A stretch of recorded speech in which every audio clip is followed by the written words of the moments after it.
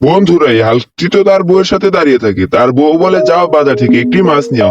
সেটি শুনে সে বাজারে না গিয়ে সমুদ্রের দিকে রওনা হয়। সমুদ্রে গিয়ে বড় একটি কুমির ধরে ফেলে। সেই কুমিরটি কাঁধে নিয়ে সে বলতে থাকে আজকে বউকে নিয়ে বড় একটি মাছ দেব। তারপর সেটি বাড়িতে নিয়ে যেতে থাকে। তারপর সেটি বাড়িতে নিয়ে যাওয়ার পর তার বউকে খুঁজে।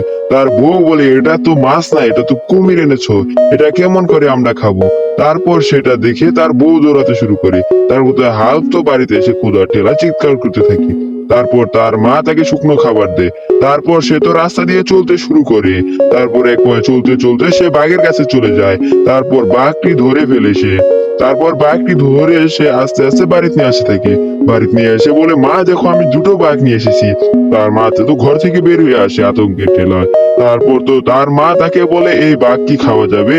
তারপর তার মা বলে এই বাঘ তো খাওয়া যাবে না, বাঘে তো আমাকে খেয়ে ফেলবে। তারপর তারা দৌড়াতে শুরু করে এবং কি বাঘও দৌড়াতে শুরু করে। তারপর তো এই হাল্ক বিয়ে করতে চলে আসে, বিয়ে করতে গিয়ে বলে আমার বউ কোথায়। তারপর সে তো চিৎকার করতে শুরু করে। তার শালী এসে বলে আমাকে টাকা দাও তোমার বউকে দেবো। তারপর তো হাল্ক টাকা দিতে শুরু করে। সে অনেকগুলো টাকা দেয়। তারপর তো কাজী মশাইকে বলে কাজী মশাই আমার বউ কোথায়, বিয়ে ছাড়াই কিন্তু আমার বউ নিয়ে চলে যাব। তারপর তো তার বাবা এসে তাকে বলে এই হাল্ক নেও আমার মেয়েকে তোমার হাতে তুলে দিন। এটা শুনে তো হাল্ক বলতে থাকে আপনার মেয়ে মানে আমার মেয়ে। সেটা শুনে তো সবাই হাসতে থাকে। তারপর হাল্ক একদিন অসুস্থ হয়ে যায়। তারপর তার মা তাকে গোসল করিয়ে দেয়। তারপর সে গোসল দিয়ে আস্তে আস্তে গ্রামের পথ দিয়ে হাঁটতে থাকে। সে আস্তে আস্তে অনেক দূরে চলে যায়। তার মা তাকে মাছ নিয়ে আসতে বলে। তারপর সে নদীতে গিয়ে নামে। নদীতে গিয়ে নামে একটি সাপ ধরে ফেলে। সে মাছের বদলে বাড়িতে একটি সাপ নিয়ে যেতে থাকে। তারপর সেই সাপ নিয়ে বাড়িতে এসে তার মাকে ডাকতে থাকে। তারপর তার মা ডাক শুনে তো ঘর থেকে বেরিয়ে আসে। ঘর থেকে বেরিয়ে এসে বলে এটা তো মাছ না, এটা একটি বড় একটি সাপ, এটা তো আমাদেরকে খেয়ে ফেলবে, তোমাকেও খাবে আমাকেও খাবে। এটা শুনে তো হাল্ক বলে না এটা আমাদেরকে খাবে না। তারপর হাল্ক বাড়ি থেকে চলে যেতে শুরু করে, দৌড় পাড়তে শুরু করে। তারপর সে তো নদীর পাশ দিয়ে হাঁটতে শুরু করে।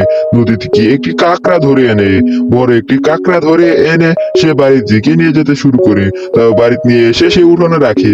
তার মা তো দৌড়ে বেরিয়ে আসে, এটাও তো মাছ না, এটাও তো তুমি কাঁকড়া ধরে এনেছো। তারপর সে আরেকটি মাছ ধরে আনে, তার হাতে তো বড় একটি মাছ দেখা যায়। তারপর তার মা বলে এটা তো খাওয়া যাবে, তুমি একটা ঠিক কাম করেছো। তারপর তার বন্ধু একটি বিমানে চড়ে কুকুরের বাচ্চা বিক্রি করার জন্য। সেটা দেখে তো সবাই বলে তুমি বিমান থেকে নেমে যাও, এখানে কুকুরের বাচ্চা বিক্রি হবে না। সেটা দেখে তো সে হালকে ফোন করে। তারপর তো হালকে ফোন করার কারণে সবাই অবাক হয়ে যায়। তারপর তো হাল্ক আসতে থাকে এখানে ডাইনোসরের উপরে উড়ে উড়ে। অবশ্যই বন্ধুরা তোমরা লাইক সাবস্ক্রাইব করে দিও। পরে হাল্ক এসে ভাঙ্গাচুরা করে